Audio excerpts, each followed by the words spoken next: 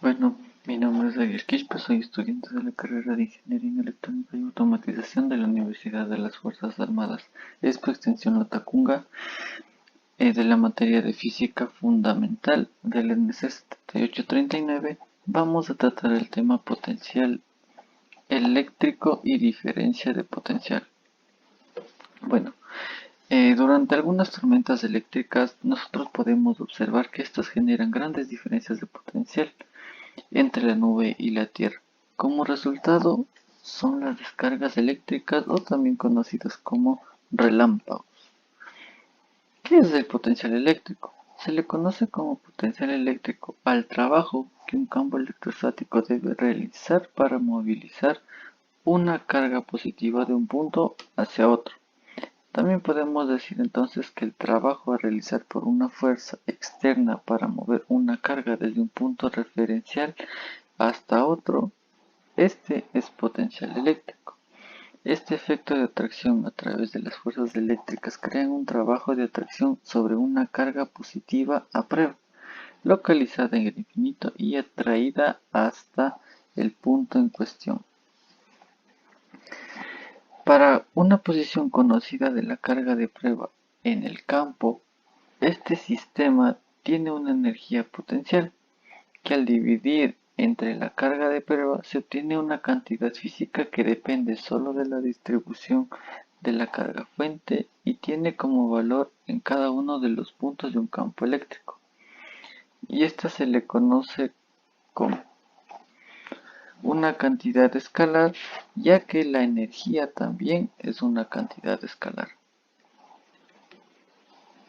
Si la carga de prueba es desplazada entre las posiciones A y B entre un determinado campo eléctrico, el sistema experimenta un cambio en su energía potencial.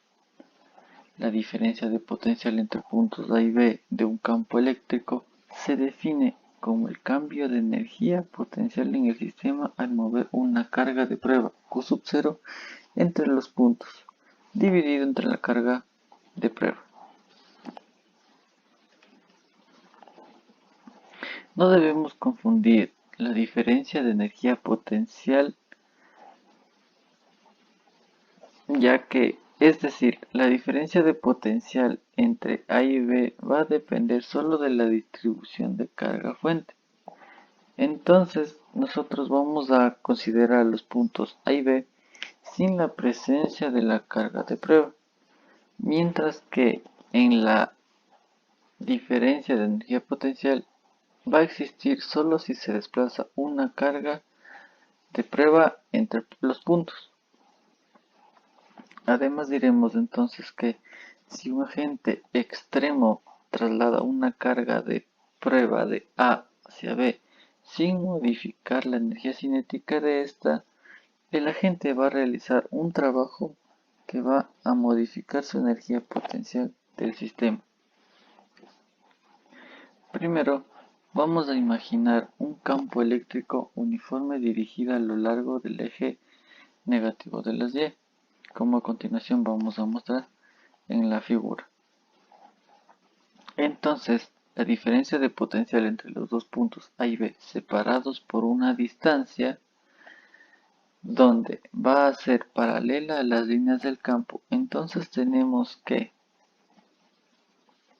bueno, como nuestro E es constante, sale de nuestra integral. Entonces vamos a tener que la diferencia de potencial va a ser igual a menos E por la integral desde el punto A hasta el punto B por nuestro diferencial de S. El signo negativo nos indica que el potencial eléctrico en el punto B es inferior al del punto A y las líneas de campo eléctrico siempre apuntan en dirección en que disminuye el potencial eléctrico. Bueno, como observamos en la parte izquierda, donde el campo eléctrico se dirige hacia abajo, el punto B, se encuentra en un potencial eléctrico menor que el del punto A. Además, cuando una carga positiva se mueve del punto A hacia el B, la energía potencial del sistema carga-campo va a disminuir. Cuando un objeto de masa m se mueve hacia abajo en la dirección del campo gravitacional, la energía potencial gravitacional del sistema objeto-campo disminuye. Está en el gráfico en la parte de derecha. A ver, vamos a concluir que todos los puntos en un plano perpendicular a un campo eléctrico uniforme tienen el mismo potencial eléctrico. Como observamos en la figura, el campo que se dirige a lo largo del eje positivo de las X, el punto B está a un potencial eléctrico inferior que al de A, y los puntos B y C están al mismo potencial eléctrico. Superficie equipotencial es aquella en donde todos los puntos tienen el mismo potencial eléctrico. También las superficies equipotenciales son perpendiculares a las líneas de campo.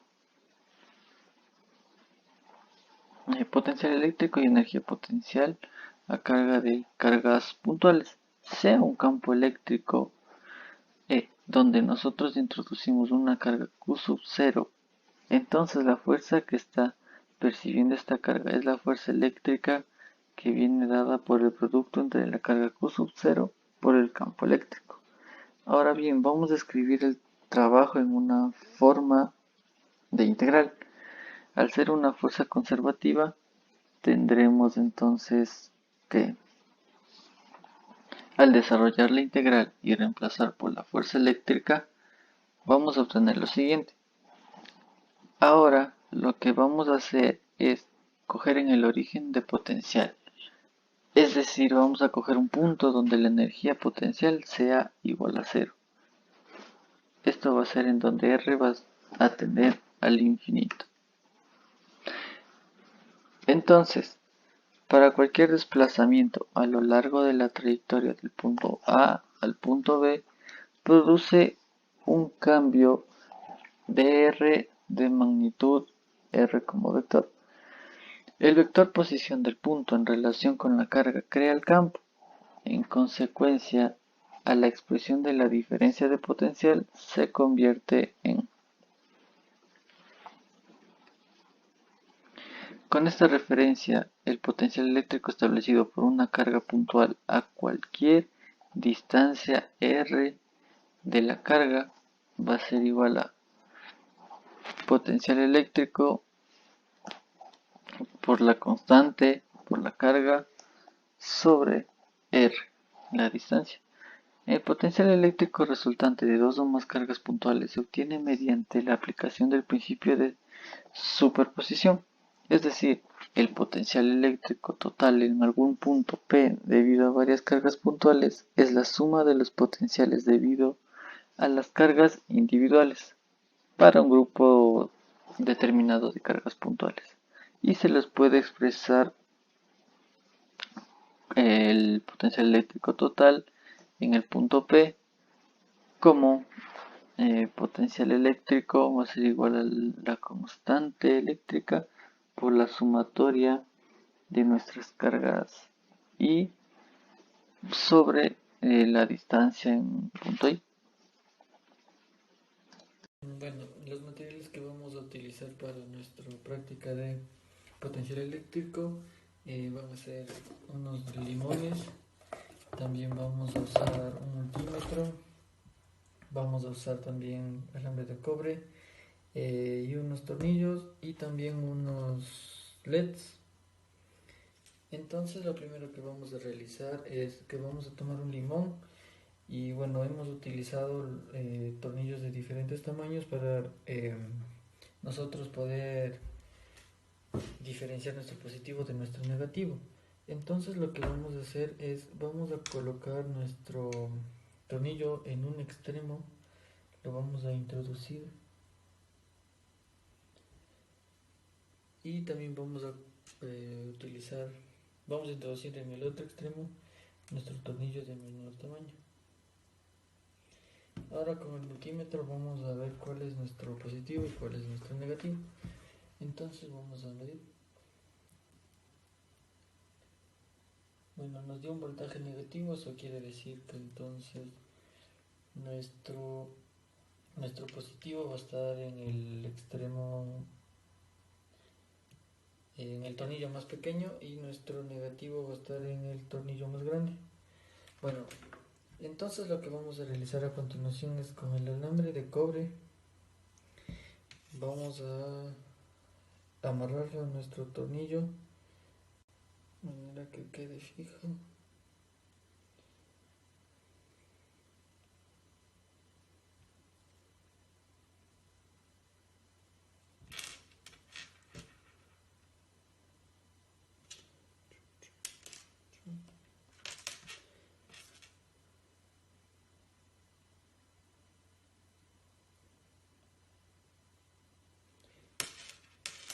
Entonces vamos a colocar este tornillo sería nuestro negativo y este tornillo sería nuestro positivo.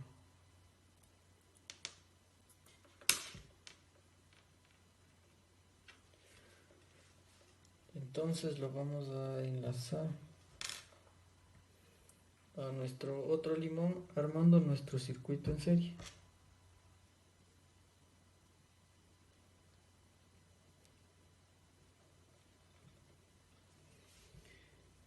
Lo que vamos a utilizar el LED de color rojo debido a que la caída de tensión en el LED va a depender mucho del color. Entonces lo que hemos hecho es, en base al voltaje que tomamos inicialmente, vamos a hacer una relación en cuanto a los limones. En este caso vamos a usar aproximadamente unos 7 limones,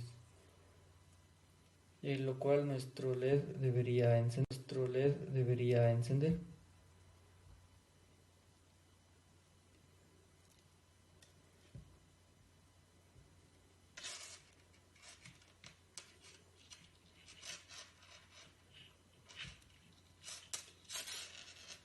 El mismo procedimiento lo realizamos con todos nuestros limones. Bueno, una vez colocado nuestro circuito, armado nuestro circuito en serie, lo que hicimos fue vamos a medir el voltaje total que nos generarían los limones, que aproximadamente nos da un valor de 3.2. Entonces, esto nos quiere decir que al momento de nosotros conectar nuestro LED debería encender. A continuación vamos a realizar la prueba. Aproximadamente 7 limones, exactamente 7 limones, en donde ahora vamos a realizar la prueba de LED, el cual debe encender.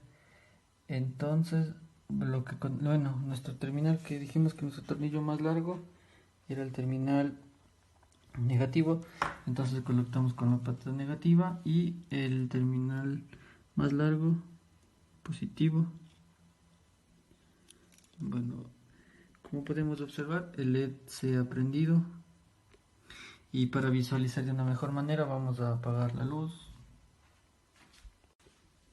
Bueno, ahorita hemos apagado la luz para poder visualizar que el LED efectivamente está encendido.